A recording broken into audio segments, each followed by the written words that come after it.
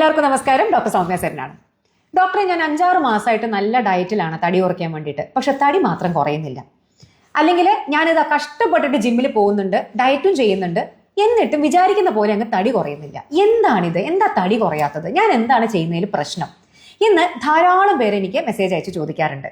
നമുക്കൊക്കെ അറിയാം, അമിതവണ്ണം എന്ന് പറയുന്നത് ഒരു വില്ലൻ തന്നെയാണ്.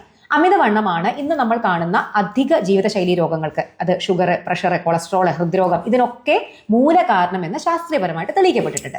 അപ്പോൾ ഈ 2 കാരണങ്ങൾ, ഒന്ന് നമ്മളെ പുറത്ത് കാണാനുള്ള ഒരു ഭംഗിയായിട്ട് നമ്മൾ ഫിറ്റ് ആയിട്ട് ഇരിക്കുന്നതാണല്ലോ എല്ലാവർക്കും ഇഷ്ടം. അപ്പോൾ ഈ പുറമേ ഉള്ള നമ്മുടെ ആകാര വടിവ് അതൊരു ഭാഗത്തുണ്ട്.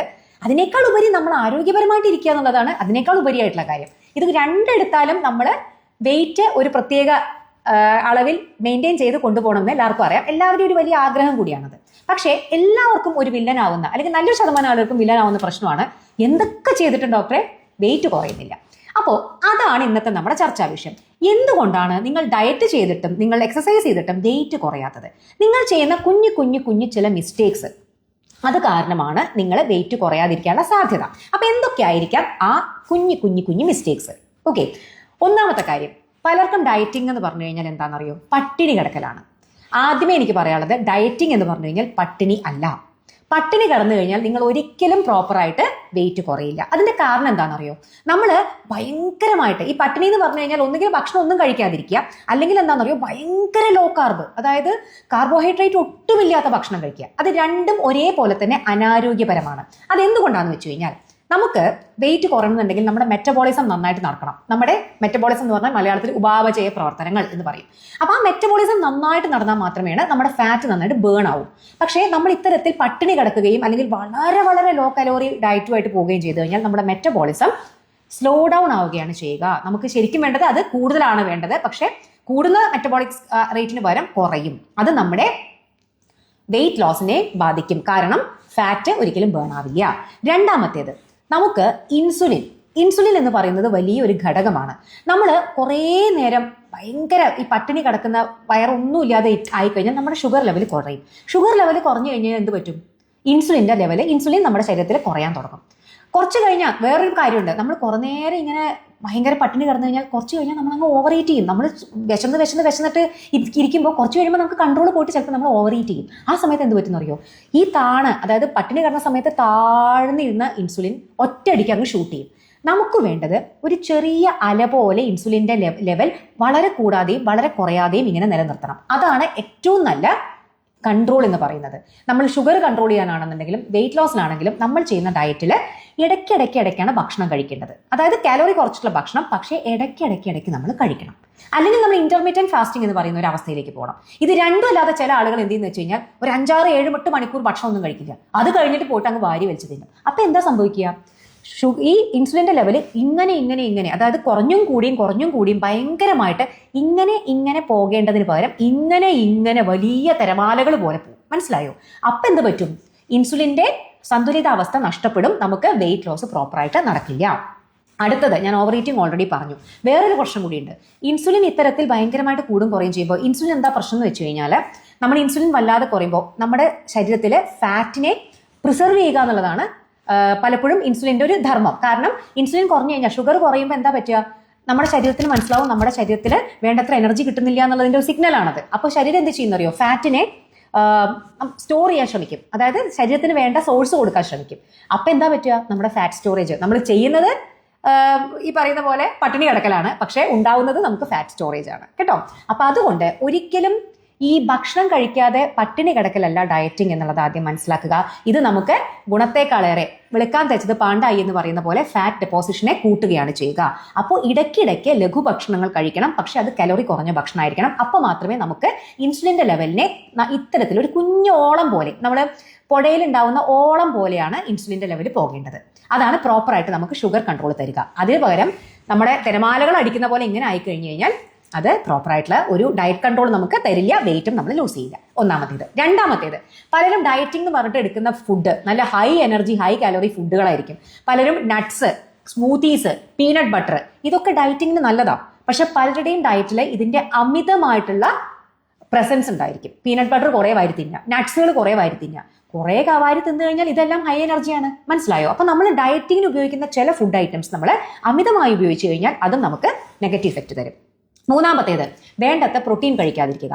നോക്കൂ, പ്രോട്ടീൻ പ്രോപ്പറായിട്ട് കഴിച്ചാൽ മാത്രമേ നിങ്ങളുടെ ശരീരത്തിൽ നല്ല മെറ്റബോളിസം നടക്കുകയുള്ളൂ. പ്രോട്ടീൻ എന്ന് പറഞ്ഞു കഴിഞ്ഞാൽ നമുക്കറിയാം, നോൺ വെജ് ആയിട്ടുള്ള കുറെ എണ്ണ വെച്ചിട്ട് പൊരിച്ചെടുക്കുന്നതല്ല കേട്ടോ. മത്സ്യത്തിൽ കറി, അതുപോലെ അങ്ങനെ വേവിച്ച് കഴിക്കുക. അപ്പൊ എയർ ഫ്രയർ ഒക്കെ വെച്ചിട്ട് ചെയ്യുന്നത് നല്ലതാണ്. ചിക്കൻ, മത്സ്യം, മുട്ട, പയറുവർഗ്ഗങ്ങള്, സോയാബീൻ, പനീർ, ഇതിലൊക്കെയാണ് നല്ല പ്രോട്ടീൻ ഉള്ളത്. അപ്പൊ ഇതൊക്കെ നമ്മുടെ ഭക്ഷണത്തിൽ ഉൾപ്പെടുത്തണം. പലരും ഈ പറയുന്ന പോലെ പട്ടിണി മോഡിലേക്ക് പോകുമ്പോൾ പ്രോട്ടീൻ ഒട്ടും തന്നെ ഉണ്ടാവില്ല.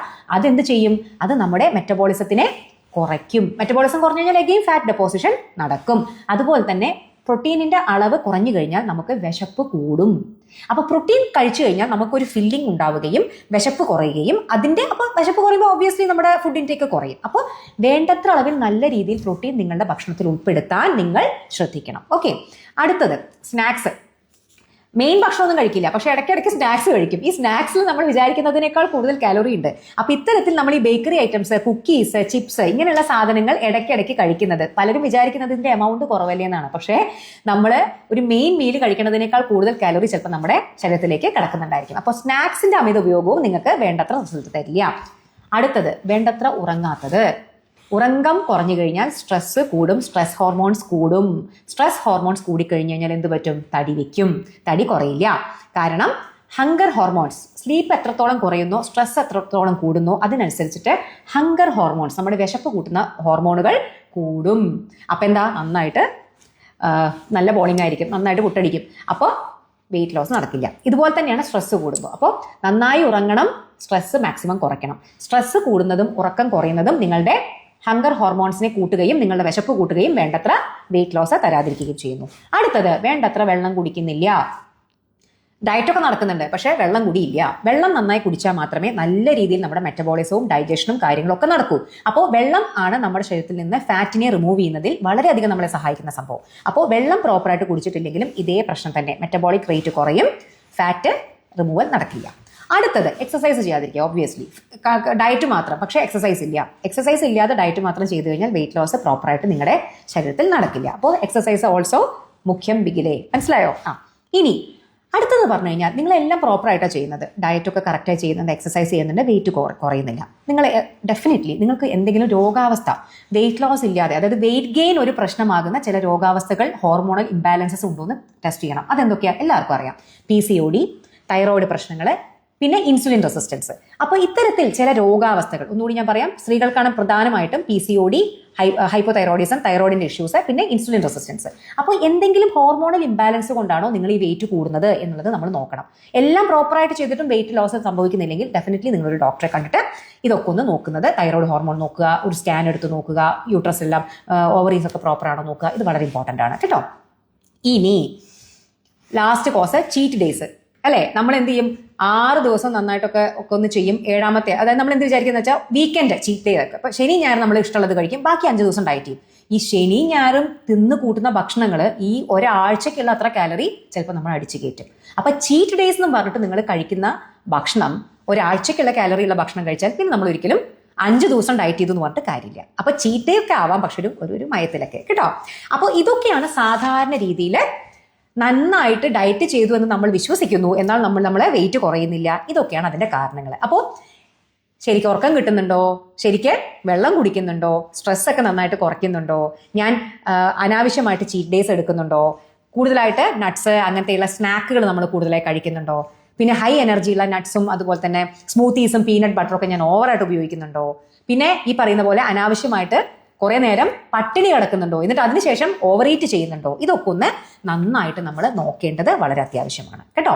അപ്പോൾ ഇത് ചോദ്യം ചോദിച്ച ആളുകളോടാണ്, ഇങ്ങനെയുള്ള എന്തെങ്കിലും കുഞ്ഞു കുഞ്ഞു മിസ്റ്റേക്സ് നിങ്ങൾ ചെയ്യുന്നുണ്ടോ നോക്കുക, ഉണ്ടെങ്കിൽ അത് തിരുത്തുക. ഡെഫിനറ്റ്ലി നിങ്ങൾക്ക് നല്ല റിസൾട്ട് കിട്ടും. അപ്പോൾ ഡയറ്റും എക്സസൈസും വെയിറ്റ് ലോസിന് വളരെയധികം അത്യാവശ്യമാണ്. അത് ആദ്യമേ ഞാൻ പറഞ്ഞു വെക്കുന്നു. ഡയറ്റ് എന്ന് പറഞ്ഞു കഴിഞ്ഞാൽ പട്ടിണി കിടക്കലല്ല, കലോറി കുറഞ്ഞ ഭക്ഷണ സാധനങ്ങൾ ഇടയ്ക്കിടയ്ക്ക് ചെറിയ എമൗണ്ടിൽ ഫ്രീക്വൻസികൾ കൂട്ടി കഴിക്കുകയാണ് അതിന്റെ ഏറ്റവും നല്ല വഴി. അപ്പോൾ നിങ്ങളുടെ വിശപ്പ് നിങ്ങൾക്ക് കൺട്രോൾ ചെയ്യാൻ സാധിക്കും. ഇൻസുലിൻ ഇങ്ങനെ നല്ല രീതിയിൽ ഒരു പ്രത്യേക ഇതിൽ നമ്മുടെ ശരീരത്തിൽ പ്രോപ്പറായിട്ട് ആ ലെവൽ നമുക്ക് മെയിൻറ്റെയിൻ ചെയ്യാൻ സാധിക്കും. അപ്പോൾ നല്ല രീതിയിൽ മെറ്റബോളിസം നടക്കും. പിന്നെ നല്ല രീതിയിൽ നല്ല അളവിൽ പ്രോട്ടീൻ കഴിക്കുന്നുണ്ടോ എന്ന് ഉറപ്പുവരുത്തുക. ഓക്കെ, അപ്പോൾ ഇത് നിങ്ങൾക്ക് അറിയുന്ന ആളുകൾക്ക് കുറേ പേരുണ്ട് ഈ വിഷമം കൊണ്ട് അല്ലെ, എന്ത് ചെയ്തിട്ടും തടി കുറയണില്ല എന്ന് പറയുന്ന നല്ല ശതമാനം ആളുകളുണ്ട്. അപ്പൊ അങ്ങനെ പറയുന്ന നിങ്ങളുടെ സുഹൃത്തുക്കൾക്ക് അല്ലെങ്കിൽ നിങ്ങൾക്ക് അറിയുന്ന എല്ലാവർക്കും ഈ ഒരു വീഡിയോ ഷെയർ ചെയ്യുക. Okay, by.